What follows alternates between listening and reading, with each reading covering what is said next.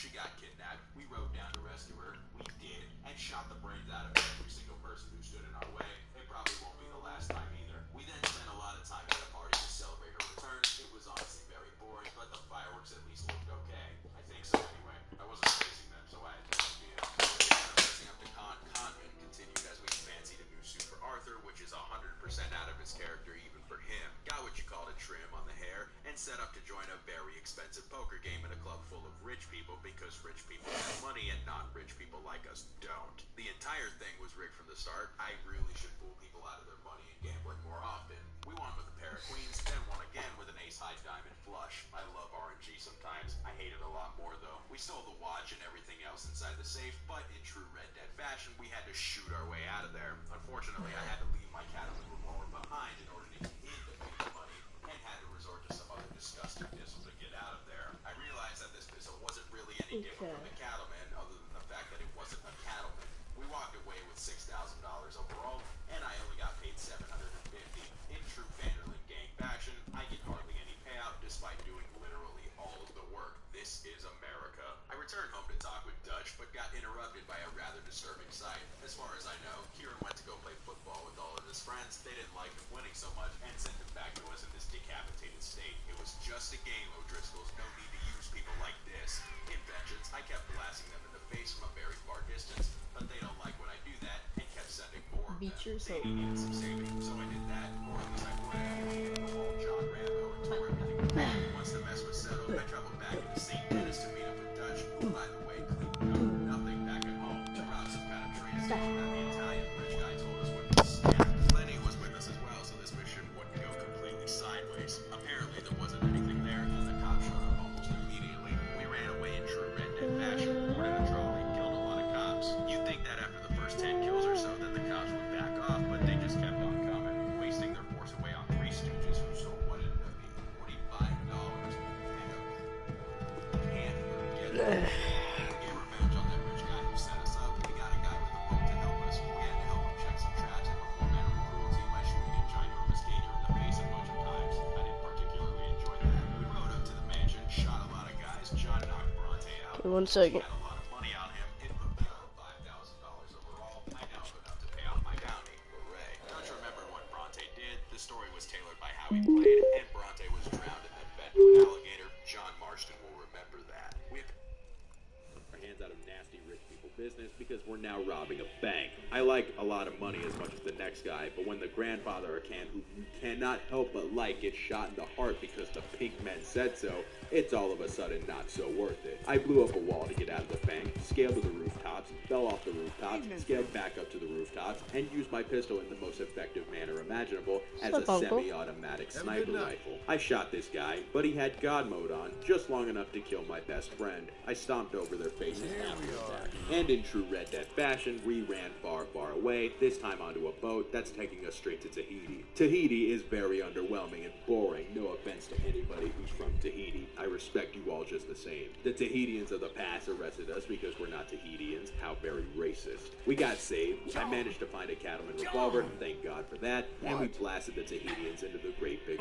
sky. The missions that were on this island were just getting from point A to point B without alerting anybody until certain conditions were met. What I'm really trying to say is that this video is long enough already, and I managed to clear the entire island by myself using just a Cattleman revolver, except here where I managed to get Javier shot. He deserved it though, so I had to crank this guy's neck. It was kind of awesome though, shooting a giant cannon at a large submarine, because let's face it, even attempting to shoot something that big with a Cattleman revolver is foolish, and I totally did not try that. Trust me, it did not happen. I shot another thing with the cannon. We sailed back home. I found a note stating that everyone left me for a better life. The amount of shit that we got ourselves in, and sometimes I do mean literal shit, it doesn't surprise me that they left. So I went and found them because I hated being lonely. We got attacked by the pink men because they despised my existence. I despise their existence as well because they're pink. So I annihilated a lot of their workforce because violence is entertaining and really, really fun. They tried to make me use a giant machine gun. I had none of that shit.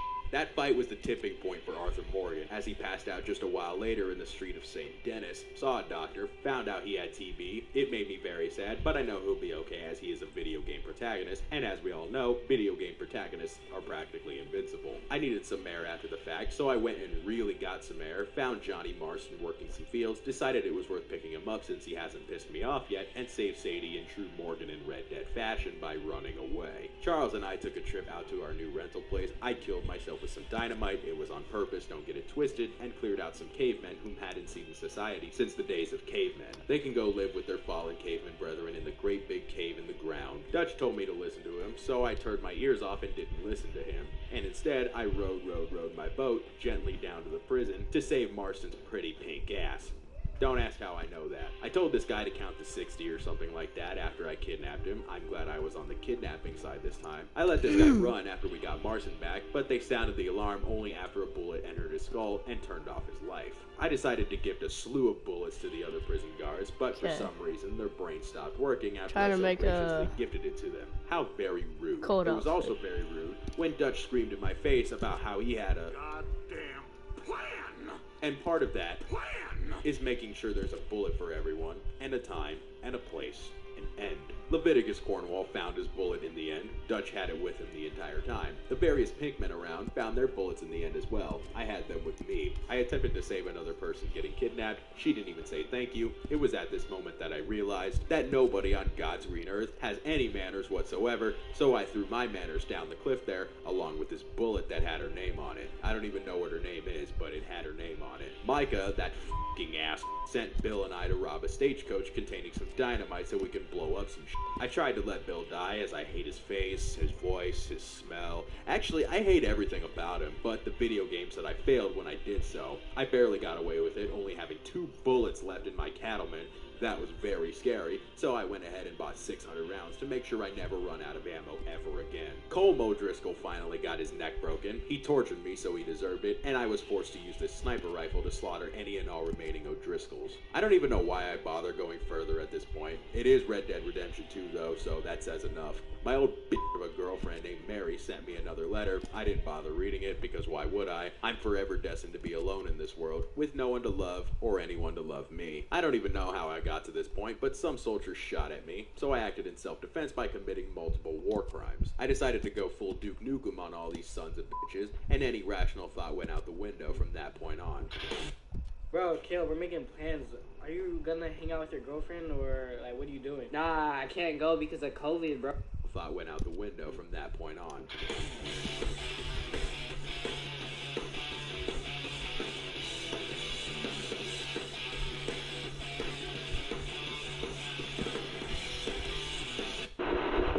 Now that I've forever satisfied my inner Duke Nukem, I went and blew up a bridge with Marston because the opportunity arose to blow up a bridge with Marston. It was very close. The train almost ran us over, but we had a heart-to-heart afterwards, so everything was okay. Sadie wanted me to murder some O'Driscolls because they are the last ones, and we won't even remember them once all is said and done. And that is what we did. It felt like I went full Duke Nukem on them again. My revolver is bigger than their revolvers, but I am scared of DMCA, so I will not play the song again. Sadie got her revenge. I looted all the bodies. Some bounty hunters found me because I made noise just like Dutch asked, and I lost the final battle of search and destroy to a 1v1. I may or may not have screamed into the mic that I f***ed that guy's mom last night. I had to save a guy from a prison camp because Charles wanted me to. More failure at life, even more failure at everything else. We can't make noise here, otherwise the beautiful tornado siren rings out everywhere, completely opposite of Dutch's plans. We saved this guy, shot everything in sight because violence is fun, blew up a wall, somehow didn't get shot while rowing a dinghy, not my horse dinghy,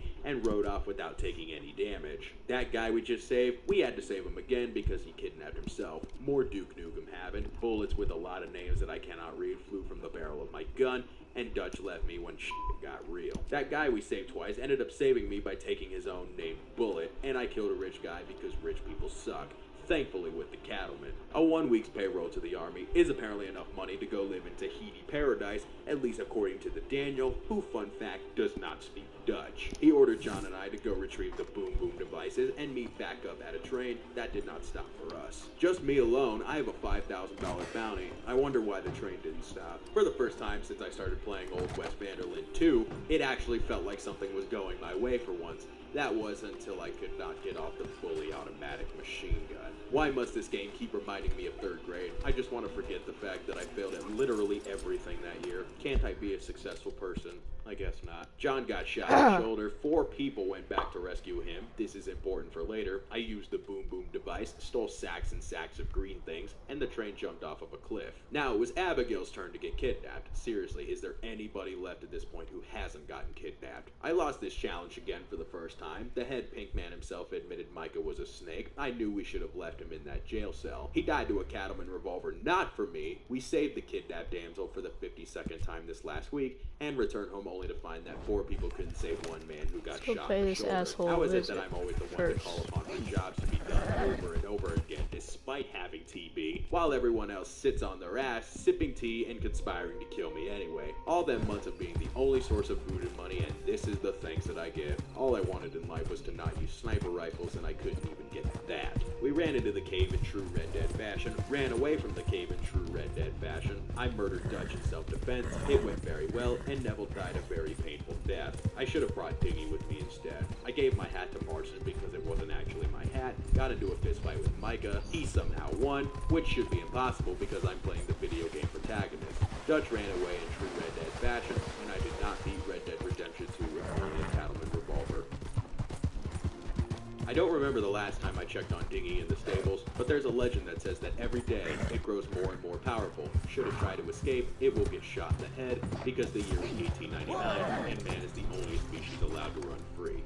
If you enjoyed this video or learned something, consider leaving it a like. Or if you didn't enjoy it or didn't learn anything, leave it a dislike. And if you haven't already, and you like what you see on the channel, go ahead and hit that subscribe button. I would greatly appreciate it. It's free, and you can always change your mind if you want. Your name could be included here by going over to my Patreon at patreon.com/DealWheels and giving whatever you feel like. Thank you Seabird, Two-Tailed Charmander, and Metric One Bear for the support. Have a good one. Peace out.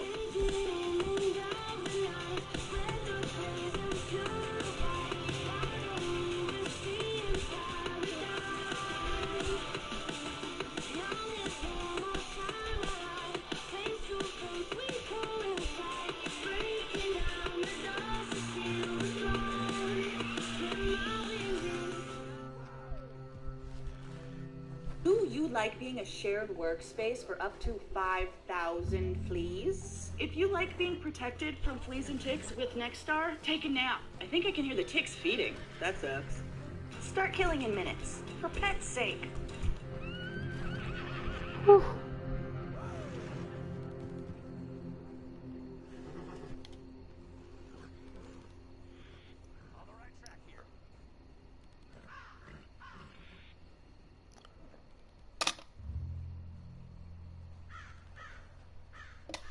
Six story chapters, 6 challenges. Arthur Becomes is a Red Dead Redemption 2 mini-series that will completely transform the game as we progress. Every chapter of Arthur Morgan's story will come with a brand new challenge, ranging anywhere from gun-specific restrictions to ridiculous modern novelties. We'll see Arthur adopt new abilities, face new obstacles, and traverse the West in never-before-seen ways over the course of 6 chaotic episodes. Can we actually complete the game while dealing with Arthur's ever-changing identity crisis? Well, only time will tell. So join us as we continue our journey in Chapter 3 as Arthur becomes the Demolitionist.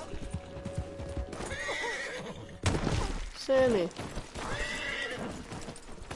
The Demolitionist is a simple man. A working man.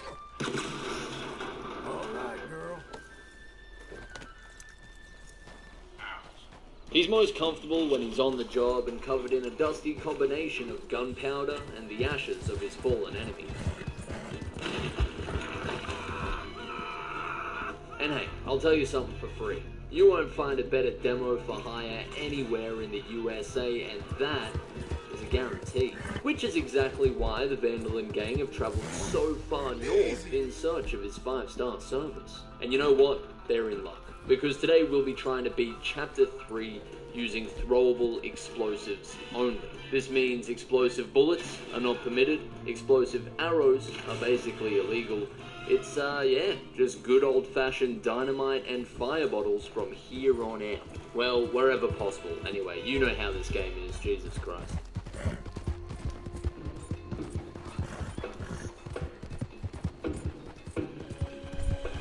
And so off we went, taking the first steps in what would be a much longer journey than I ever could have anticipated. Our first shift as the demolitionist was little more than a grocery run to begin with, but after picking up some Fruit Loops for Uncle from the general store, things got much uglier. Fortunately, I've had a little bit of experience with the first few missions of this chapter while working on my no-kill series, so I felt pretty confident going into this section with just 8 sticks of explosive death at my disposal. Sadie's got the reins here, so she's the one running this guy over. We know that from TGB. So that's not a vehicle kill on our part. Alright, let's give this our best shot. I honestly want to leave as much to this up to Sadie as I can, because I don't want to waste dynamite on just like one individual enemy every single time like that. I would love to be able to get like a couple of people per stick, but it's just not going to happen like that every time. Sadie, how you going? Going pretty damn good, honestly. Yeah, and then they'll run off because they're absolutely terrified of this unit that just decides to wield explosives instead of anything else. I'd be fucking scared too. I'd be running for the hills as well. I can't blame them. Now, okay, what I want you to understand about Red Dead challenge runs is that there is no greater enemy than Rockstar Games themselves. It doesn't really matter what you're doing in this game. The developers are working against you directly at all times. They're keeping you in check, you know, making sure you never stray too far from the intended gaming experience. They will attempt to smite you at every turn. And unfortunately, this can happen much earlier into a run than what you could ever I made the wrong expect. choice. This guy right here, right? So this is the guy that's meant to strangle you, or at least attempt to. Please! I can't take this horse much longer! Wait, really? Oh, no. This mission right here is a textbook example of the harsh restrictions Red Dead 2 has to offer. So we got 3 wanted criminals making their escape on this train, right? All of which If he are tries under to the run, protection I'm gonna... of one devastating central rule. Yep, no. You can't kill them. Basically, none of these blokes can be burnt to a crisp with Molotovs, nor can they be sent to the afterlife through the power of dynamite. This is another mission I've had hours of experience with while attempting to beat the game without kills, and I can say with pretty much absolute certainty that this man cannot be shot, lassoed, punched, or blinked at without the game failing you. God damn it. Now, these are of course not the preferred methods of the demolitionists, but unfortunately, the first enemy must be thrown off the train and knocked out in order to progress. We do get a little bit of leeway with the second criminal though, which is nice since you can avoid his knockout by breaking out of his grapple and simply running away. The leeway disappears in an instant though, because the third guy, well, the only way to beat the third guy is by beating his forehead in until he stops moving, so yeah. Explosives are just out of the equation here, since the mission ends with placing these law-breaking cretins in custody. So I guess blowing them apart or setting them alive just wouldn't make much sense continuity-wise.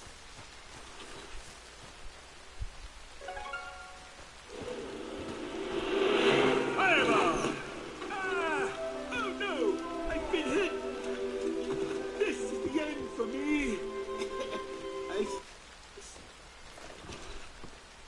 Note from Jim. So the professionalism of the demolitionist had already been tested quite a bit here. Back in a few days, gonna pick up Mildred from her mother's house.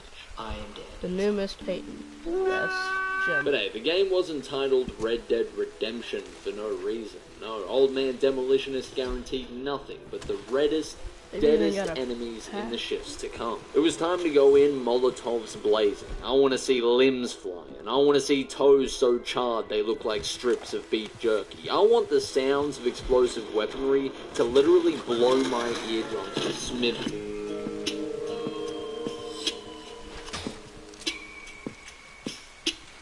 For For a chapter dedicated to a demolitionist for hire, we hadn't been given a whole lot of opportunity to do much demolition. Here we were forced to take yet another group prisoner for the local law enforcement, completely disregarding the natural instincts and needs of a demolitionist. Fortunately, the tasks to follow were a little bit more our style. We got to destroy a little moonshine shack, which was very cool, and we got to destroy multiple meat sacks as well, which was even cooler. I can take out 2 birds with 1 stick of dynamite there, which is nice. Oh god, there are so many people in this mission. Oh, is that a twofer right there? Oh, you love to see it. You love to see it. The absolute screams of pain and terror. You love to hear them. Oh god. Good stuff, good stuff. Murder. Thank you, Bill. Just ran out of dynamite, mate. You're a legend. Now, since this was the first time the demo had to restock his ammo supply, it was time to make our very first trip to his local supplier. Yeah, mate, no worries. We've got 8 sticks of dynamite for just $8, and if there's some scheming bastard out there who reckons he's got them for cheaper, we'll beat it by 10%. Oh shit! No surprises. That's just the beginning. Anyway, yeah, after buying some more ammo, we stepped into a mission that was a bit more in line with what I was expecting from this chapter. A chance for the demolitionist to go all in, to unleash the fury that comes with 25 years of domestic terrorism experience. Shit! Hey! They can say something! Wait, what? Whoa, hang on a second. Why does Uncle not have a beard right now? After a brief chase with a horde of very angry individuals, we found ourselves trapped within the tiny confines of this barn, surrounded by enemy fire, cow shit, and with no option of retreat. If we all wanted to make it out of here alive, we'd have to bring our A-game. The demo would need to showcase only the finest of his skills, because, well, our very lives were on the line. And there was barely any room to move around in here, let alone any room for error. See, we got a nice little, oh no. Did that... Holy shit. I'm so sorry, Bill. Bill. Tell me you're alright, Bill. Oh, he's good. He's a soldier, this fella. Good stuff. Making good progress. How many fellas are over here? Not many. Let's see if we can get Oh, that's not good. I'm so sorry, you were helping it though. Now, this may come as a surprise to you, but I'm sure this is the story for this fight. After a few more enemies were taken out, we reached a surprisingly simple victory. Moving on to the second phase of the mission did worry me a little though, as we approached yet another section of the game that demanded a stealthy solution. So these fellas. I've never seen what happens if you just throw a Molotov at. Because usually it sort of instructs you to stab one of them behind the back. So let's see how the game reacts to this doozy. This is the one that Uncle gets, so I'll take him out first. Go for it, Uncle. Take out the other one. Oh, okay. That was a lot easier than what I thought it was going to be. The rest of the mission was another clash in the bushes, which could have 2 meanings if your mind is sick enough. But the point I really want to hammer home here about these enemy waves is that they're generally pretty easy. As long as I focus on conserving my ammo a little bit, and as long as I leave enough chance for the boys to take a few enemies out for me, there's really no problem with these types of encounters at all. I mean, sometimes your companions can be quite passive in these sections. Can you take a single shot, please? Dude.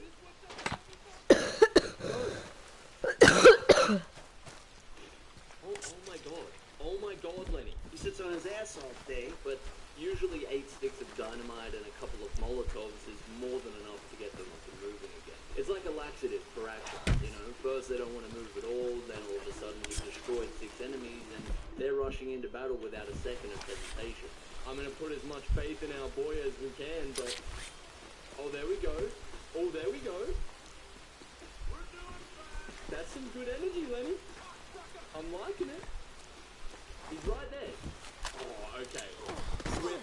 I respect it. On the next research line, I began thinking a little bit about carry capacity. I knew that unlocking Molotovs for purchase here wasn't available in the fine joys of tobacco, but the mere thought of having a reliable 16-year-old at my disposal was quite impressive. It's just too bad that the atrocities required to gain experience to craft Molotovs were both far too brutal and time-consuming. Out of bullets again!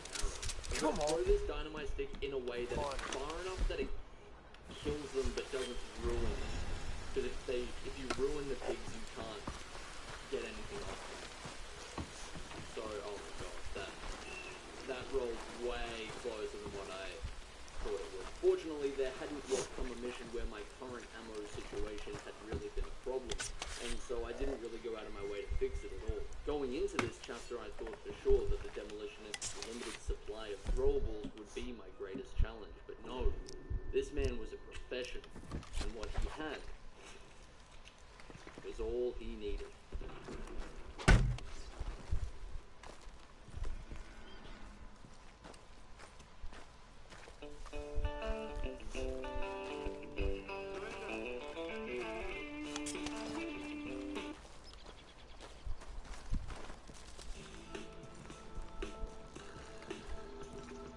And now it's time to rob some banks. Weren't you wondering how the Vandal and gang was going to pay for the Demolitionist services? I mean, this bloke isn't cheap. You get what you pay for, and it's hard to put a price tag on experience. Hello, hello? Jump in there for me, mate? Oh. Okay, he's fine. Alright, good. It ain't against the laws of the challenge. Alright, well, of course we're gonna blow them up. Do you even understand who you're talking to? Yep. If that isn't in character, I don't know what is, dude. Here we go. The moment of truth. Might want to get the fuck to the other end of the room, though. This is what we've been waiting for. It's not going to kill me from here, is it? Alright. Good stuff. Wasn't as big a boom as I was expecting, but, you know, you get what you're given. I thoroughly enjoyed that. We have caused some extra problems for ourselves, though. There's no denying that. You can't have your explosions and eat them, too, as the old saying goes. Oh. I don't want to use that, turns out, so I'm going to use the number keys right quick. This is cheating, but good cheating, you know what I'm saying? If you're unfamiliar with the number keys strategy, it's basically using the number keys on my keyboard to cycle through weapons that I wouldn't normally be able to during a forced Deadeye section. Sometimes it works, sometimes it doesn't, but it's by far one of the most useful techniques in these sorts of challenge runs. There we go. I actually can't move right now. Okay, there we go. God, okay, that went way better than what I was expecting. Good stuff. Can they handle that single guy right there? Stuff it. You know what? Let's be a little bit reckless. Hell yeah, okay, what a heist. Oh, can we get a triple? Holy shit. I'm in love with the Demolitionist. The man's thirst for mayhem is unrivaled. Oh god, hurry up. I'm not fucking bulletproof. I'll be seeing you. Holy shit, I thought I took Karen out for a sec. Come on, let's go. Alright. No, that! Where's my hat? The miner's hat. Oh wait, I can get it off my horse. We're good. We're good. Forget it. There we go. Alright. Love to see that. I'm doing my best. This horse doesn't really have a lot of speed to it. These guys should just be happy they got away with all of their limbs intact, let's be honest. Hello and welcome to Twitch Chat is More Intelligent Than I Am, Part 94. At this point I was notified that my trips to Bunnings for Dynamite could be shortened if I just spend some of the demo's hard-earned cash to buy the fast travel board. This board allows me to not only fast travel from the main camp, but also from any small camp I make while I'm on the road. Very epic. Additionally, if I didn't mind spending just a couple more bucks, I could upgrade the ammunition wagon, which would grant me access to Molotovs whenever I needed them. So yeah, fuck you, fine joys of tobacco. So yeah, you're gay. Moving on, Bo and Penelope wasted more of my time, as they so often do, and Hosea was scheming a plan to turn the town of Rhodes into raging alcoholics. Can I get a giant pog in chat for alcoholism right now, please? One cart full of moonshine later, and the peaceful saloon was transformed into a nest of angry middle-aged men wielding weapons of mass destruction. Now, fortunately, it doesn't restrict us from using the dynamite, which is great. I think the small space actually might work pretty well for us. Oh, wait. Oh, hang on. Wait. Are you guys just not hitting me? Oh, I thought I was, like, invincible for a sec. Okay. Bye, fellas. Just realized that a dynamite stick is gonna kill Hosea, which is not exactly what we're looking for. Let's see if I can just throw it behind him, maybe?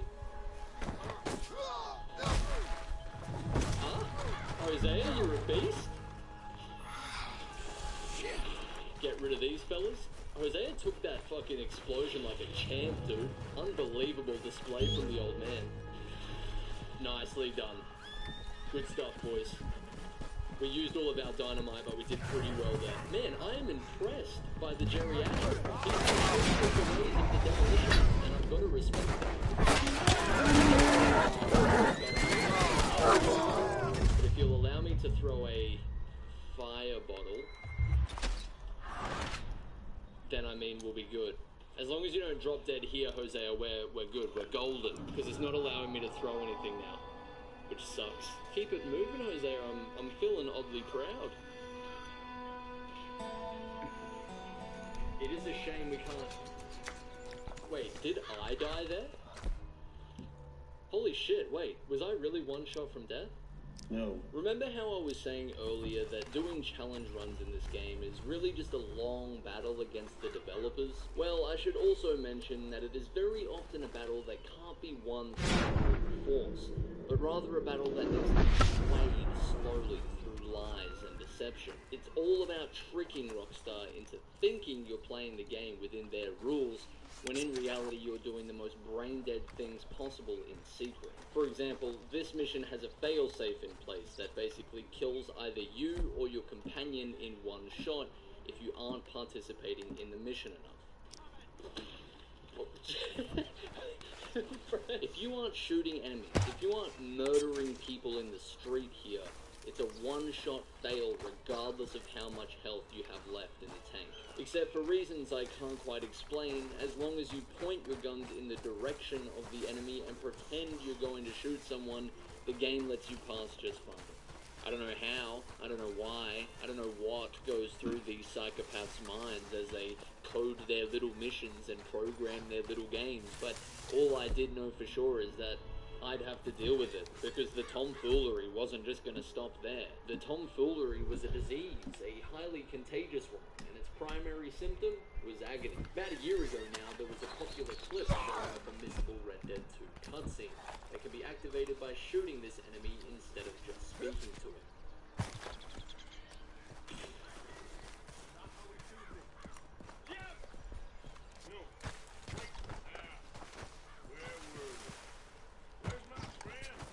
Doing this actually changes the course of the mission somewhat, allowing you to completely skip a fist fight that ensues after the regular cutscene plays. So when we entered this mission as the Demolitionist, me and my tiny ape brain expected this to be quick and simple.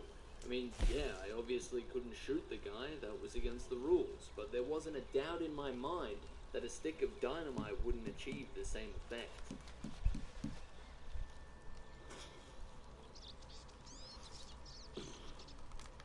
I was wrong. I would slowly come to realize that this was one of the most ridiculously restrictive missions I have ever attempted in this nightmare of a video game. One that would spawn a convoluted mess of schemes and strategies as I scrambled to contain the tomfoolery of spreading throughout the mission. You remember the number key strap from before, right? Well, this mission doesn't normally allow you to break free from its melee stance. However, if we cycle through our items using 1 through 9, we can break and pretty much run wherever we want to in the mission area. Now remember, my goal here is as simple as this. I just want to kill the guy with either a Molotov or a stick of dynamite. Nothing more, nothing less. So now that I've broken free and equipped the dynamite, you would think I could just lob one at him and be done with this already. section does not allow you to aim, shoot, or throw anything. In fact, the whole fucking weapon wheel is disabled, which is honestly a decision I'd love to have seen Rockstar's reasoning for while in the process of making it. Soon discovered that some of the work would need to be done before entering the fist fight, because there were pretty much no options left once you passed into this phase. Basically, my new idea was to plant a bunch of dynamite on the ground before going in, and then ignite them while the enemy tried to beat me up. The game did allow me to ignite them, which was good. While we're here, we gotta pay our respects. Well. I see ya. Oh my god, are you kidding me? No, please, game, please. Oh, it did. But he had the intuition to run away. Man, I needed to use the bathroom. Don't run away from this, dude.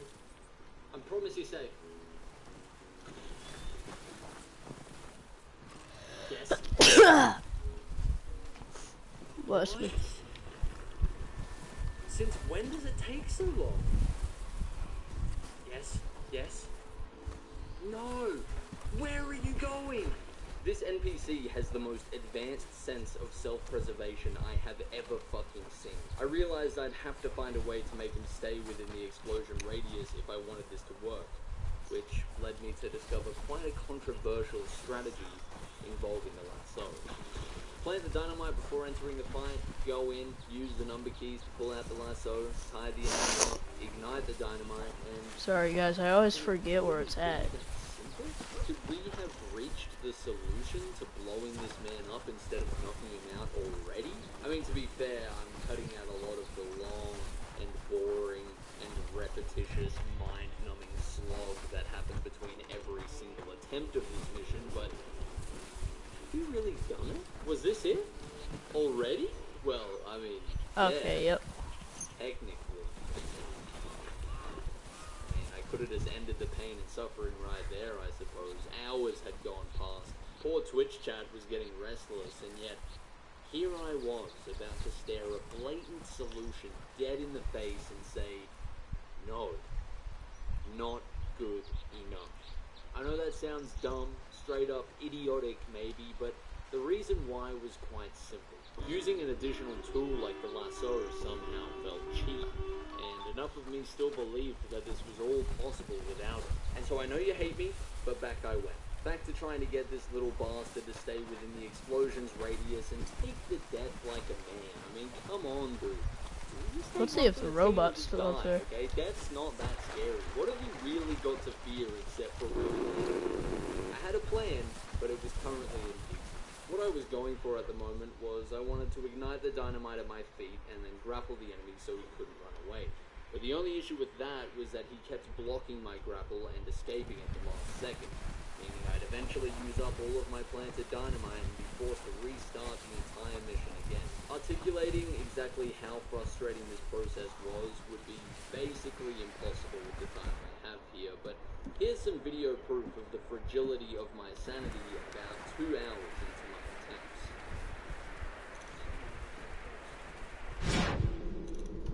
Here she is in all her glory. I'll set the Lester thing. After praying to socks for another couple of minutes, I eventually realized that if you grab NPCs with a knife equipped, it holds them successfully every time. He couldn't block my grapple. So the plan was being glued together now. Ignite the dynamite at my feet, grab the enemy with the knife equipped so he couldn't squirm away, and then let the explosion do its job. It sounded easy enough, really, but there was just one more problem. One more piece of the puzzle that was left unsolved. How was I going to survive a point-blank explosion? This part was kind of overkill in retrospect, but we made a trip all the way into the mountains to retrieve the rare ingredients needed to craft a level 3 tonic, the strongest health tonic in the game, which I was hoping would provide the necessary health boost to survive that point-blank death. Okay, Missy.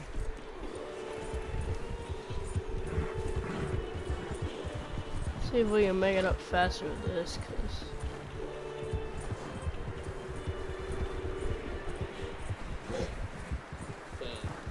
lock it in. I'm just gonna take it. There's literally no reason why I shouldn't just take it now. Oh, this is gonna be so difficult.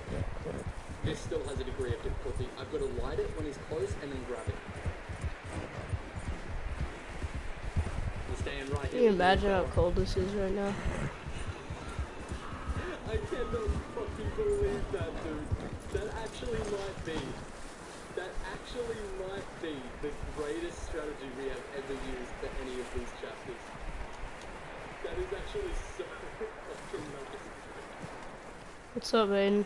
It's so simple and obvious now that I look back on it, but holding that enemy and staring into his soul as the demolitionist survives the very I'm up by Canada in Red Dead Redemption right now. some of the most badass shit I've ever seen, so I don't care. I'm just glad we got there in the end.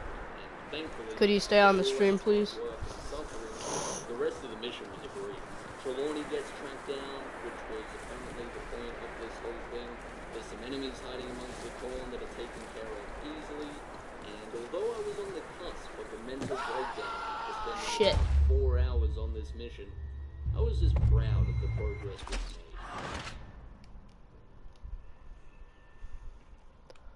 As well, so we've got pretty much infinite dynamite. Whew, that was one tough storm right there. That was slippery shit. I'm spending all my money on dynamite. Relax. He just said I'm out of here. I'm out of here. Oh, my dear. Did somebody just say demolitionist explanation speedrun?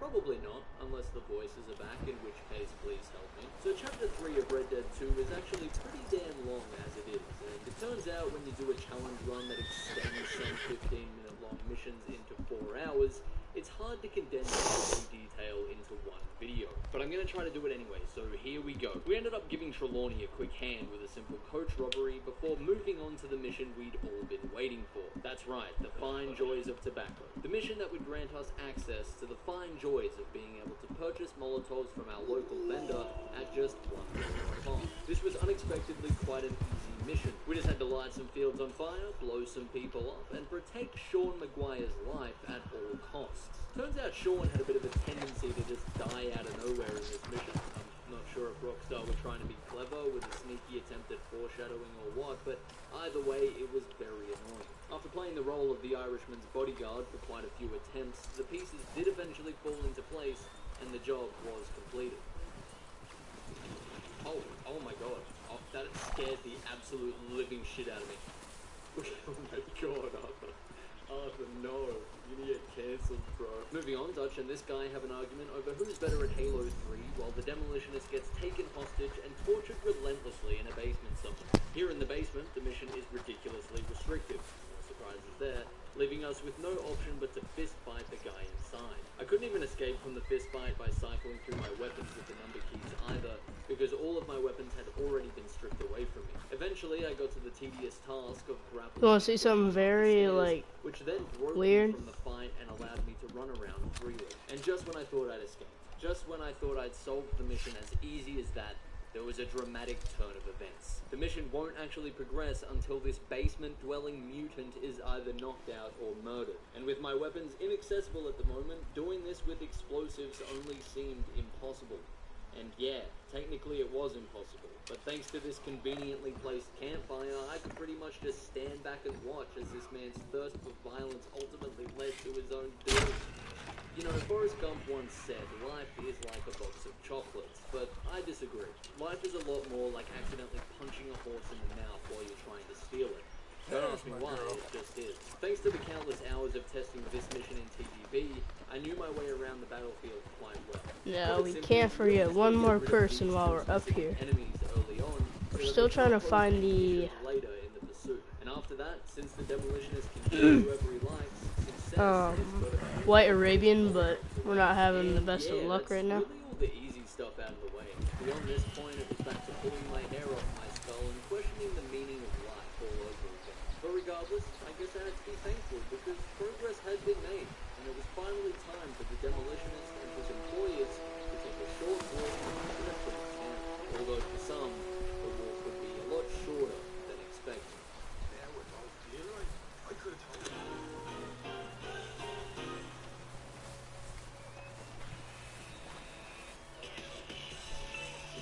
let's see if the demolitionist has got this one in him. I'm just slightly worried about this one because of the inevitable Deadeye section at the end, but besides that, it's really just standard goings-ons for now. Guy on the roof might need a little bit of...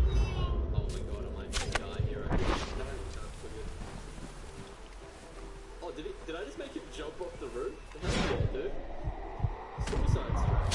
Is this an enemy? It is. Damn, looks like we're going to be using majority of the dynamite. Here we go.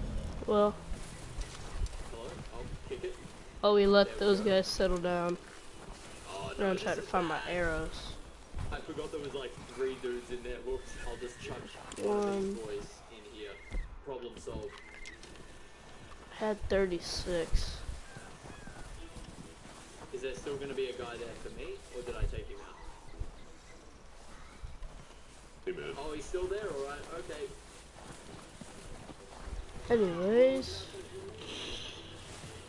Oh shit, Micah's dialogue actually changed there. Alright, 1 dynamite stick left. Oh god. Okay, let's do it. I probably should have took a tonic first, whoops. Oh, hang on a second. I gotta put this cat out of this room. She's going crazy. Let's go, brother. Any last words? Any final statements? Wibble and wobble? Okay. Sounds good to me, mate. Alright, cool. Being escorted out of here. Oh, there's so much hair in the legs. Let's chuck one down there. Get both of them. Can we get both of these guys if I time it right? Yes. Yes. That's what we like to see. We'll get this bloke here. I feel bad about taking the horse out too, but look, he made that decision for himself when he sided with the wrong team. This mission was clearly chaotic in general, but I knew the real deal breaker here would be the way that it ends. We were fast approaching yet another Deadeye section, the absolute worst and most inflexible portions of this video game. Quite literally, the antithesis of freedom itself. I am no man, but that thing. It scares me. Alright, oh wait. Whoops. Oh, the number keys aren't working. Oh no, worst case scenario. Worst case scenario. That's right, worst case scenario indeed. Although, I can't lie, it's a scenario I kinda saw coming considering the reputation of Fourth Deadeye. I know Rockstar's just trying to make us look cool for these parts, and I do appreciate the gesture, but the option to look a little less cool sometimes would be great too, you know? I decided with help from chat that there really wasn't much more I could experiment with here, and that my best option would be to attempt to disarm the enemy by shooting his gun, and then take him out using explosives if I got the chance. So I left the mission, equipped my revolver instead of a sawed-off shotgun so I could have a more precise shot, and repeated all of my steps until I was face to face once again without new obstacles. Shoot the gun barrel. Let's do that. And boom. I fucking shot him in the head. You know what to do, girl. No, I just don't. No, please don't continue the mission. Please don't. I have to do that all again. No, I have to do that all again because for some reason it registered as shooting in the head. Okay. Oh my god, I haven't saved in ages. Okay, let's test my competence here. Please don't accidentally shoot the man in the head, even though I clearly hit the barrel. Alright, here we go. Oh, why is it volcanic crystal? God damn it. Did I do it? Yes, okay, we've done it. Nice, nice, nice. You go for it, Micah. You do your thing, fella. He is standing there so clueless as to what to do. Come on. Precision shots, Micah. Pretty sure you just shot through Bill's neck, but we'll take it. And there is Sean, unfortunately, in a bad way. Beautiful stuff, everybody. Sucks we had to use a gun, even though we're not usually allowed to, but it's not a kill without an explosive, and that's what we're looking for.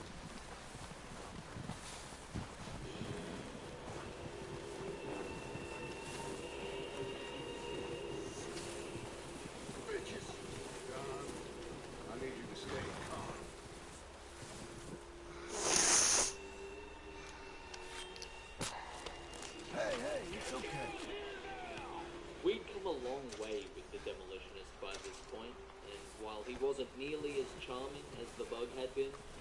provided significantly more pain than the brawler ever did, I had to respect the persistence to do things his way. This challenge had inflicted so many more restrictions than what I was expecting to do, but I believed I was leaving this chapter mentally stronger as a result. So here we were, living out the Demolitionist's final shift with the Vandalin gang. His last few hours of the contract ticking by. The last job. The final stand. Just a mission away from riding back to the loft, kicking off his boots, and cracking open a Goldie on a fine summer afternoon. It's just too bad that this final mission had to be hell in a fucking time.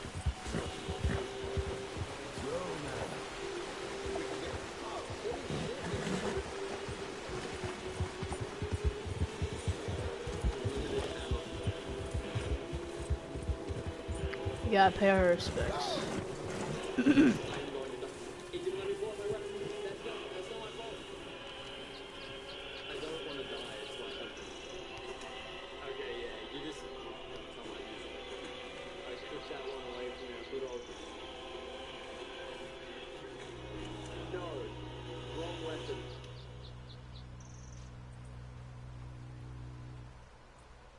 Okay, let's get a quick, agonizing pain that induces irreversible mental damage checklist, shall we? Unavoidable Deadeye encounter? Check. Inability to switch to desired weapon using number keys? Check. Mission companion that stands still and watches you get decimated time and time again without so much as lifting a finger in reply? Check. Are you winning, son? No. I'm tired. So, how exactly was I going to kill these guys with a throwable explosive when them and their evil Deadeye section stood between me and my success? Well, first I did what any sensible person does when they're faced with somebody they don't like. I tried lobbing a Molotov cocktail through their fucking window. This didn't work though, unfortunately, since these windows aren't actually dynamic panes of glass that can be broken. They're only textures, for show. Hey, this didn't stop me from trying, though. I seemed pretty damn convinced that something could be thrown through these windows, and it's, pretty safe to say that John copped a lot of punishment as a result. No, John! Surely I'm on the right track, right? That is sad. At least, if I get completely... That's going! John, look, one day we're gonna look back on this moment and you're gonna thank me for the pain. Hello, girl. Beyond these few things I tried, I was already pretty much out of ideas and ready to call it a day. I suppose it was mostly because of my prior experiences with Deadeye sections, but yeah, everything I did just felt futile and hopeless, which left me pretty tempted to just take the one forbidden pistol kill and move on. But you see, the thing is, I couldn't do that. Chat had faith in me still after all this time, and they believed in the Demolitionists, which in turn granted me some belief in myself too. I ended the stream that night, defeated for the moment, but not forever. Because tomorrow, we were coming back with a plan.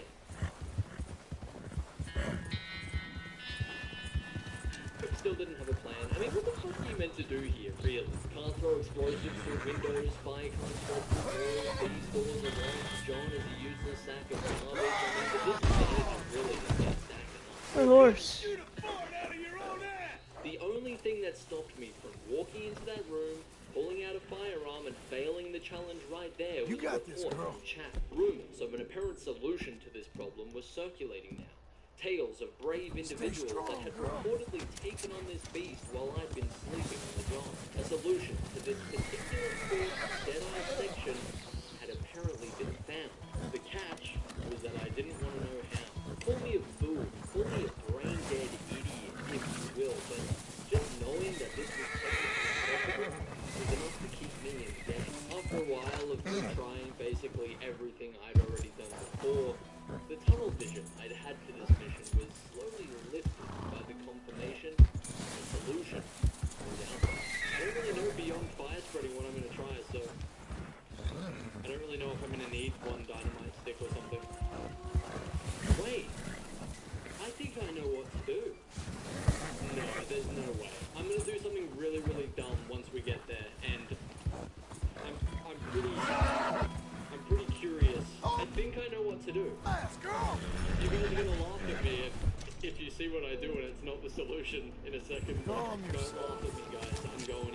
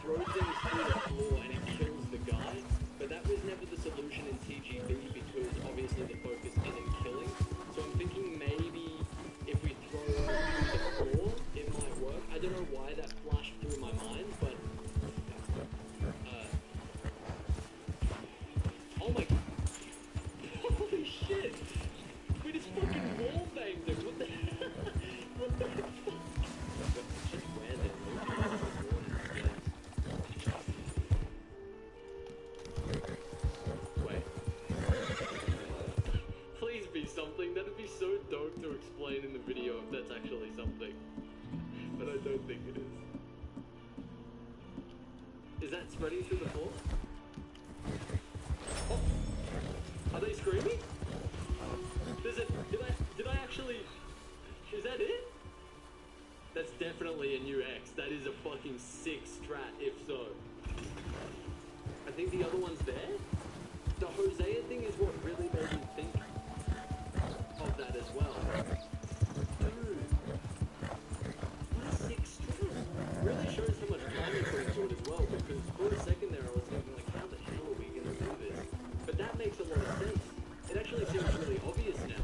That's really, really cool. I think there's still one of them alive though, isn't there? The Demolitionist has brought about some really, really good strats. Like, ones that you wouldn't even see in TVB because you're allowed to kill people in this, so it brings like a completely different element. Have I not burnt every square inch of that room? Where is that other guy standing? Alright. I know this seems like a dumb thing to do, but because I want to make sure I've got enough Molotovs for whatever comes next in the mission, I think I'll just fail and then go back. Gotta listen out for some screaming. There we go. That is sick. I'm just so glad we figured that out. And I'm glad that you guys didn't tell me, because that was genuinely... John? Oh, thank you, John. Go for it, fella. Beautiful. Really couldn't go much better than that. I just want to take a second to emphasize how rare it is for sections to have any sort of flexibility. We ain't having any luck so far. When Rockstar Games is insisting that you give somebody a third nostril, they're pretty damn persistent about it. We were beyond lucky to get off with just a disarm in Rhodes, but this one right here would have been a forced kill no matter what had that strat never been found. So basically, what I'm saying is, let's get a round of applause for Twitch chat for pulling us through these hard times. What a group of valiant, lion-hearted legends we have. And with that, the Demolitionist had completed his final shift with the Vandalin gang. Cash in hand, money under mattress. It was another job well done. He may have only really been in it for the paycheck after all, but the Demolitionist wasn't a completely heartless guy. Upon seeing the gang getting prepared to move camps, he decided he'd give them a hand for free this time. This is Sadie's house after it burned down. Okay, so yeah, squatters only here. Nice. I don't think you understand who the Demolitionist is. That... What did he throw at me? Did he throw his gun at me? Am I going crazy?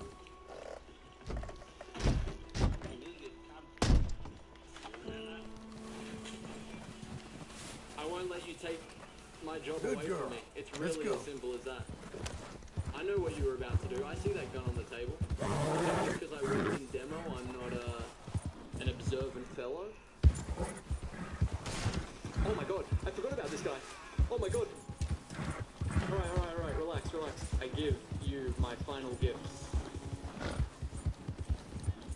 After works in suicide prevention. I mean, technically true. Yeah, I love how I just walk in here. This is meant to be a new setup for the game. And we're just basically burning it to the ground the moment we get here. I love me some story consistency, you know what I'm saying? Just dumping them in the lake. Arthur becomes Dexter? Question mark. I can't believe we're saying goodbye to the Demolitionist. I just realized. God damn, dude. You know what? He's been a lot of fun. He's shown a lot of... He's given me the opportunity to show a lot of cool strats, and that's what I'm looking forward to. You know, he doesn't get too personal with the gang or with anybody else, really, so he didn't have the same charm that the Bug did. But he got in there and he was there to do a job, and I respect that. Alright, laters. And there we go. And that's very poetic. A blown up, charred body to finish it all off. Beautiful.